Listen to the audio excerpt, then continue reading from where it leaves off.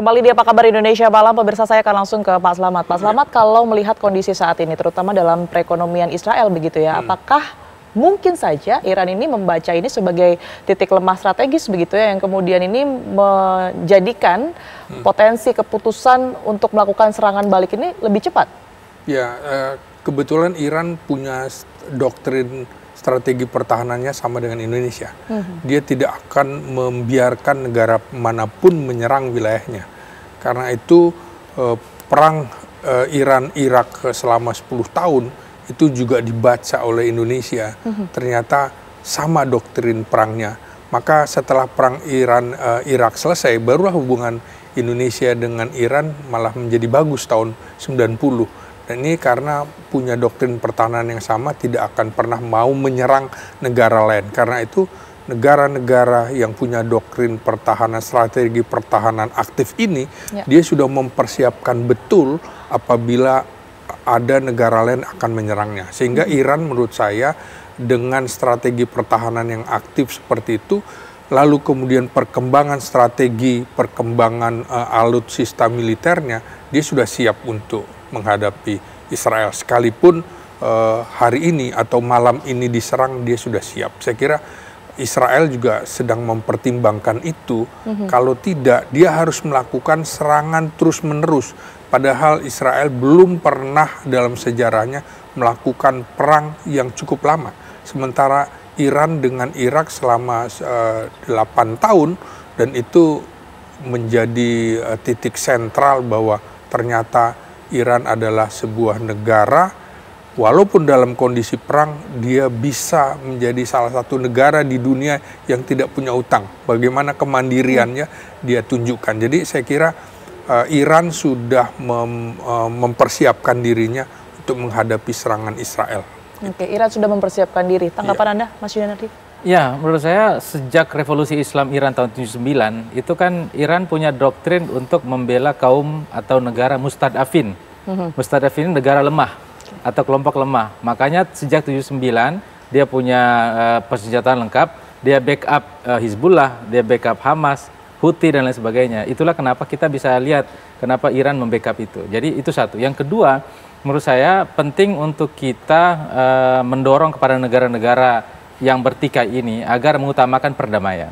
Tapi yang paling penting lagi soal kedua negara ini, Israel sama Iran, menurut saya adalah salah satu masalahnya itu kan di Gaza. Ini kan gara-garanya karena Gaza dihancurkan. Maka menurut saya yang paling mendesak sekarang, mumpung lagi ceasefire nih antara dua negara, adalah segera selesaikan atau berhenti melakukan genosida di Gaza. Itu nomor satu.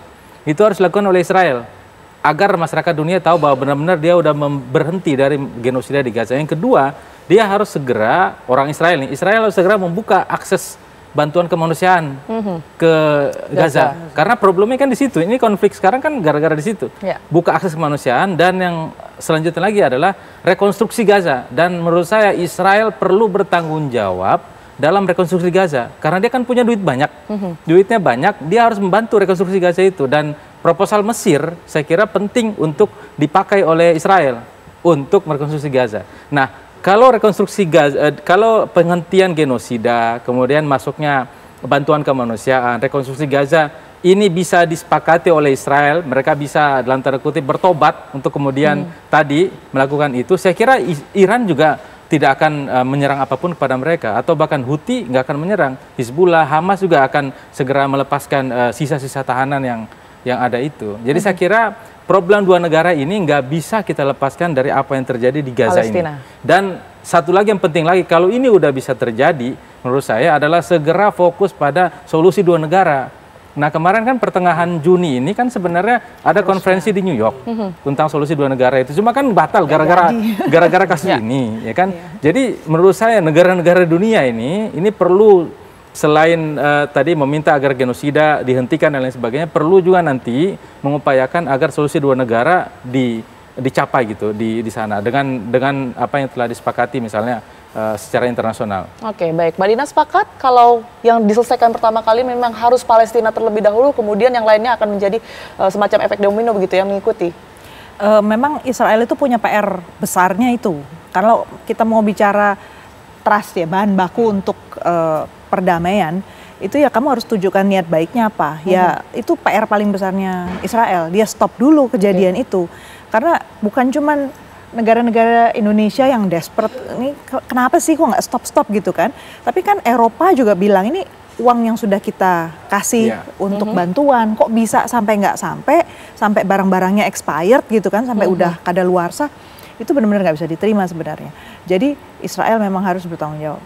Oke, tapi apakah itu mungkin begitu ya pertanyaannya? Kan itu selalu yang kemudian kita harapkan semuanya, bahwa baik Israel maupun juga Amerika ini menyelesaikan terlebih dahulu permasalahan di Gaza. Tapi dengan adanya ceasefire yang kemudian berlaku di Iran, apakah itu juga mungkin didapatkan oleh masyarakat Gaza Palestina? Nah itu kita satu ada masalah geografis ya.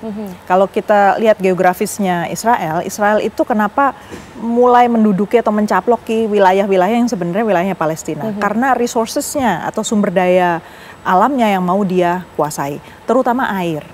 Jadi negara-negara tetangganya itu seperti Yordan, Libanon, itu kan khawatirnya apa? Air salah satunya. Terus kemudian pengungsi-pengungsi ini kan juga larinya ke negara-negara itu. Jadi stabilitas politik, kemudian tadi intelijen yang masuk ke wilayah-wilayah tetangga itulah yang dikhawatirkan oleh negara-negara lain. Terus kalau kita bicara soal Israel, kita juga bicara soal teknologi dia ya, yang sebenarnya dipakai oleh banyak negara-negara untuk apa namanya, di Indonesia di ASEAN aja kita punya ada Malaysia, ada Singapura, ada Thailand, itu sebenarnya punya relasi langsung berdagang dengan Israel. Tapi kenyataannya memang kalau kita bicara soal perang ini, jadi nggak ada hubungannya gitu kan. Kesannya dimensi itu oke lah, itu hal yang berbeda. Jadi memang dari segi konsistensi kita dalam menghadapi Israel itu juga harus kita evaluasi. Menarik. Tadi sempat disinggung mengenai stabilitas politik begitu ya. Sebenarnya kalau Anda membaca dari perang Israel dan juga Iran ini seperti apa? Apakah stabilitas politik dari Israel ini akan lebih baik begitu ya ketika dia menyerang Iran? Ya itu yang dicari. Jadi mereka mencari legitimasi lewat politik luar negeri yang lebih ofensif. Jadi mereka ya kita sering lah ya lihat di antara para politisi itu di dunia, bahkan di Amerika Serikat, mereka menciptakan satu boneka di luar sana yang kesannya sangat mengerikan, sehingga itu sebabnya saya harus dipilih, saya harus tetap dijaga, berkuasa, supaya you bisa saya lindungi. Bahasa seperti itu sebenarnya sangat sering ya dipakai oleh pejabat manapun. Nah, terutama di Israel itu juga salah satu cara mereka untuk mendapatkan legitimasi. Baik, Pak Slamet, di antara situasi yang bisa kita katakan serba tidak mungkin ini, apa yang bisa dilakukan Indonesia setidaknya dari segi militernya? Ya, dari segi militer Indonesia, ini kesempatan bagi kita untuk memperkuat pertahanan kita. Tidak bisa kemudian negara dengan demokrasi besar, militernya tidak kuat. Nah, ini salah satu yang harus dipahami dunia juga ketika berdirinya Israel. Pemimpin Israel pertama mengatakan bahwa Israel akan terus memperluas wilayahnya semampu angkatan bersenjatanya. Jadi ini harus dihentikan. Itikat ini harus dihentikan. Memang Israel sudah mengklaim dirinya akan menjadi agresor. Karena itu Indonesia dengan politik luar negerinya, kita lebih cinta perdamaian, tapi kita lebih cinta kemerdekaan. Karena itulah kita akan mengakui Israel kalau Israel segera mengakui kemerdekaan Palestina. Kira-kira itu. Oke, baik. Mas Januardi, mungkin Indonesia ini ingin turut berperan, ingin turut membantu begitu ya untuk setidaknya meredakan adanya konflik yang ada. Apa yang harus dilakukan? Ya, Indonesia ini kan punya pengalaman sebagai negara tangan di atas ya. Kita udah bantu banyak tuh di Afrika, kemudian di Pasifik, di mana-mana kita udah banyak bantu dari zaman Pak Harto sampai sekarang kan. Apalagi ekonomi kita kan lagi bagus. Nah, menurut saya kita harus lebih proaktif. Misalnya satu, menggalang negara-negara Global South untuk ikut menekan agar segera Israel menghentikan genosida di Gaza, satu. Dan yang kedua, mendorong juga negara-negara Arab, terutama di OKI, Organisasi Konferensi Islam, untuk menekan juga Israel atau meminta kepada Israel atau memaksalah Israel untuk segera membuka akses kemanusiaan dan jangan menghalang-halangi. Jadi itu. Kemudian tadi yang terakhir itu ke rekonstruksi Gaza.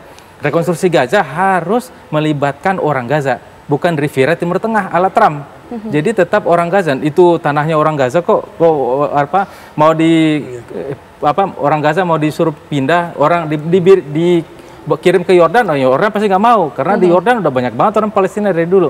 Dikirim ke Mesir juga nggak mau. Dikirim ke Indonesia, kita juga waktu itu berharap 1.000 orang ya kurang lebih ya. Tapi menurut saya adalah rekonstruksi Gaza ini penting banget dilakukan setelah tadi itu genosida dihentikan oleh Israel, dan itulah buktinya bahwa Israel pengen damai. Jadi selama genosida dia nggak lakukan, berarti dia belum pengen damai. Maka kita, seluruh negara-negara dunia berhak untuk menentang Israel karena dia tidak melakukan tidak fokus pada perdamaian tadi itu. Oke, baik, Mas Yanuardi, terima kasih banyak. Pak Bapak terima kasih banyak, kemudian juga Mbak Dina terima kasih banyak, Pak Slamet terima kasih ya. Tentu kita harapkan dengan setidaknya kondisi ini semua kita bisa secepatnya meraih perdamaian begitu ya, sekalipun sekarang sudah ceasefire kan kita ketahui bahwa ini sebenarnya suhunya masih panas begitu ya. Tapi mungkin sedikit gini, kalau kita singkat saja, Presiden selalu mengatakan Indonesia bebas aktif, tapi nggak bisa kita berdiplomasi tanpa ekonomi kita juga dijaga dengan kuat. Jadi jangan sampai untuk memperkuat pertahanan kita, ekonomi kita malah jadi lemah. Jadi itu harus dihitung betul. Oke, baik Mbak, terima kasih banyak semuanya.